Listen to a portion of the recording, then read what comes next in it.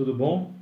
Meu nome é Wagner Soares e eu vim apresentar o artigo que tanto eu como o José Arthur submetemos ao Simpósio de Educação Inclusiva e Adaptações e o Simpósio Internacional de Educação à Distância da unidade da Unesp em Presidente Prudente. Então a gente se sente muito honrado de estar participando desse evento nessa via por meio tecnológico.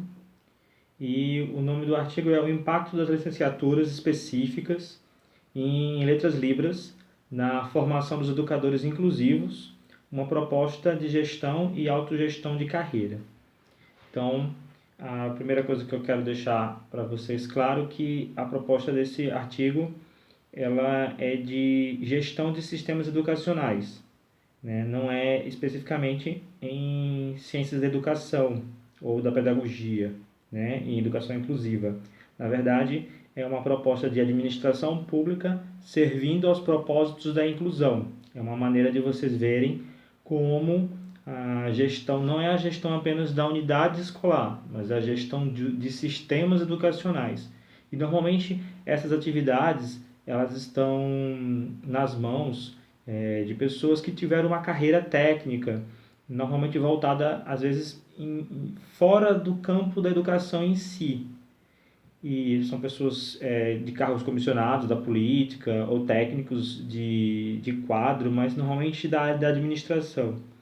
E isso é importante a gente ter ideia de que a gente só vai conseguir fazer verdadeiras transformações dentro dos sistemas educacionais se a gente conseguir alcançar e sensibilizar esses atores do sistema que acabam promovendo a modelagem, né, dos processos. E outra coisa também, que é a proposta do artigo, é comentar como a carreira de um profissional na área de educação, e nesse caso nós estamos falando especificamente do professor, que tem uma licenciatura específica, diferente da pedagogia, ou seja, um licenciado em Química, em Biologia, um licenciado em Matemática, um licenciado em História. E aquele licenciado ou bacharel em Letras Libras, que deva se tornar um tradutor e intérprete de Libras. E aí você tem que ver como tanto o sistema educacional, né, nesse caso, a rede pública de ensino, seja municipal, estadual ou federal, ou até mesmo a rede privada, precisa trabalhar a gestão de pessoas e dentro dela desenvolver as competências necessárias para que os colaboradores desse sistema possam desempenhar suas atividades da forma correta, ou então a própria preocupação do profissional em se qualificar o suficiente para estar bem inserido naquele ambiente. E que ambiente é esse que nós estamos falando neste artigo? O ambiente de contexto é a sala de aula de ensino médio, onde tem uma criança com necessidades especiais. Como é que a gente chama, meu Deus? Agora eu peguei. A NEE, que é tem necessidades educacionais específicas e as necessidades educacionais especiais, né? Nesse caso, é um adolescente, porque a gente está falando do ensino médio, com necessidades educacionais especiais, porque sempre a gente vai ter, né, necessidades específicas, cada aluno vai ter sua particularidade. Mas nesse caso a gente está falando da presença de uma deficiência física ou comunicacional, nesse caso específico, na presença da surdez. É uma forma de visualizar, né, modelagem do sistema educacional que poderia ser uma outra NEE, não necessariamente a surdez. A gente escolheu a surdez porque ela por si só já acarreta a necessidade de vinculação de dois tipos de profissionais diferentes no mesmo ambiente, que é a sala de aula, que é o professor regente e o tio, que é o tradutor e intérprete de Libras. Então, o objetivo desse artigo é um esforço acadêmico que pretende identificar quais experiências são essas, né, do professor regente e do tio, que habilitam ou não a manter uma comunicação fluida junto a esse adolescente com NEE, que no caso é a surdez. Por fim, propõe-se quais mudanças na formação inicial ou na seleção dos profissionais podem influenciar na melhora das condições de funcionamento do sistema escolar, verdadeiramente inclusivo. Então, a gente está trabalhando da seguinte forma: supondo que a gente tenha esse ambiente de contexto, que é a sala de aula, e na sala de aula tem dois sujeitos profissionais, que é o professor regente e o tio, e você tem dois outros sujeitos, categorias de sujeitos, que é o aluno ouvinte e o aluno surdo. E agora você tem que supor, antes de chegar nessa situação, nesse cenário, o que é que esses dois profissionais tiveram que fazer para chegar até aqui. Então, aqui está o cenário, a sala, o ambiente de contexto. Antes de chegar aqui, o que é que eles tiveram? Ele está supondo que a gente pode classificar a trajetória anterior com dois tipos de categorias: a experiência vivida e a capacitação, que foi formalmente compelida a isso. Eu me prontifiquei a me qualificar para estar neste lugar, né?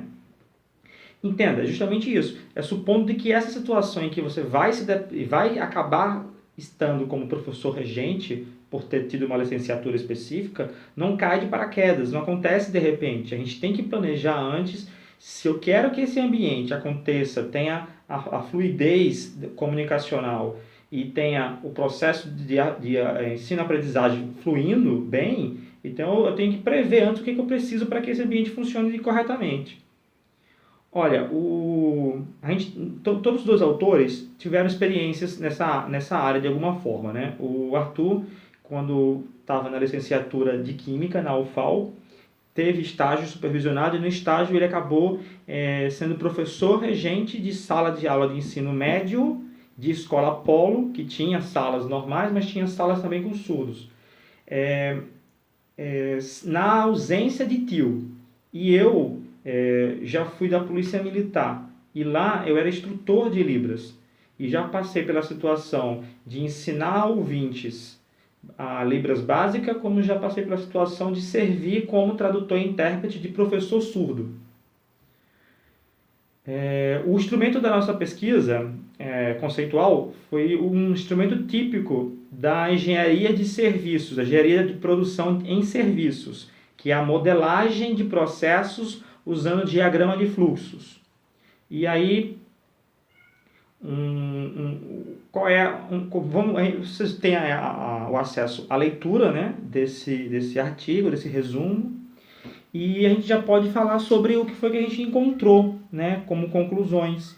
Então a gente encontrou o quê? Que o professor regente precisa de uma formação inicial diferenciada daquela que tem sido feita até hoje. Então a universidade teria que se prontificar, do mesmo jeito que a universidade acaba escrevendo na produção acadêmica que a escola deveria ser adaptativa o suficiente para poder conseguir promover a inclusão verdadeira. A própria universidade também precisa se modificar no redesenho do currículo, da formação inicial do professor, que é necessária uma formação continuada, né? E isso pode acontecer por capacitações dentro da rede pública de ensino ou então por meio da pós-graduação.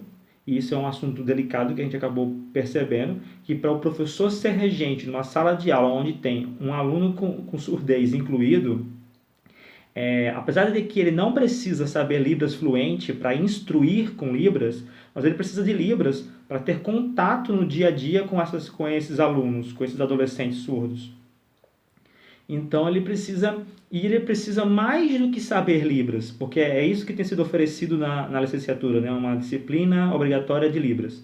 Mais do que saber Libras, ele precisa entender como trabalhar colaborativamente com esse tio, e de entender que na sala de aula vai ter um outro profissional junto com ele, e como é que ele vai fazer para antecipar o planejamento da aula, para que o tio entre na sala preparado. E o tio tem que ser uma pessoa que tenha habilidade para trabalhar com a educação. Então, talvez a gente tenha que repensar, na hora de contratar o tio, se realmente ele pode ser um bacharel em letras libras. E ainda tem a questão da disponibilidade no mercado de trabalho de profissionais que supram toda a necessidade de tradução em todas as salas, em todos os recantos, né, das periferias e interior. Então tem que ver, é aceitável que a gente tenha um tradutor-intérprete de nível técnico? Se for, então ele tem que ter pelo menos a escolaridade igual ou maior daquela sala de aula em que ele está servindo como tradutor-intérprete, né? E o restante do artigo vocês podem dar uma conferida na leitura. A gente está à disposição, no artigo tem os nossos e-mails.